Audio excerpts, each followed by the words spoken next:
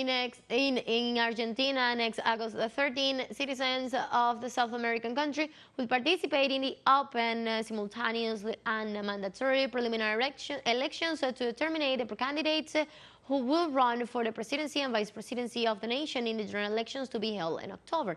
Let's see the details in the following report. According to the National Electoral Chamber, in Argentina there are 36 million registered voters to take part in the first-term elections. In this case, we are talking about president and vice president, but also about national deputies and national senators that are elected throughout the country. They have to fulfill a series of requirements, which is to register, participate in these elections, and in the case that there is more than one alternative for each political space, the most vote alternative is the one that is going to lead and then carry out the candidacy for that political party for the general elections in October. Analyst Federico Montero explains what this election is about and which are the positions contested.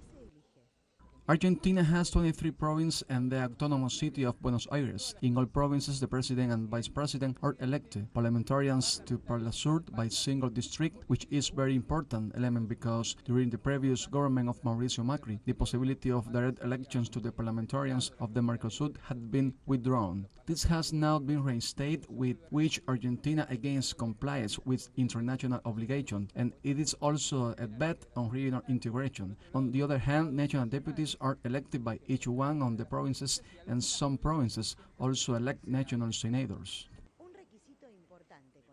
For any political party to take part in the general elections, they must have a voting floor of 1.5% of the general electoral roll.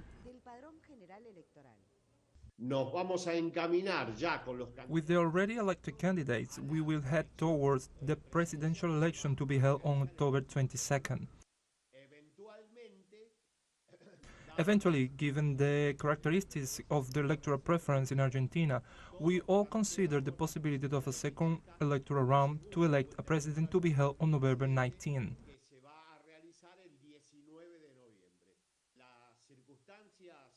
The circumstances in terms of electoral preference show a level of fragmentation.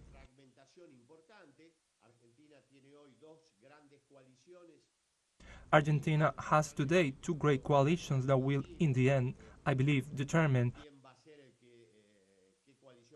who will lead the country's course. Of those eligible to vote in the 105,243 polling stations that will be distributed throughout the country, 18,225,116 are women, 17,686,646 are men, and 1,079 are non-binary.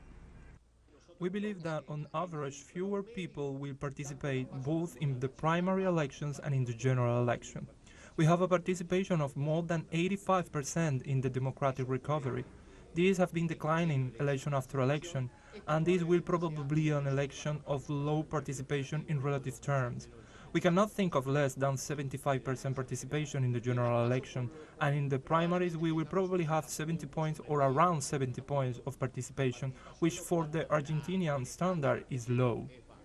Thus, on August 13, vote is mandatory for citizens above the age of 18 and up to 70 years of age. Those aged 16 and 17 can vote, but are not binded by law to do so. Carolina Silvestre, teleSUR, Buenos Aires.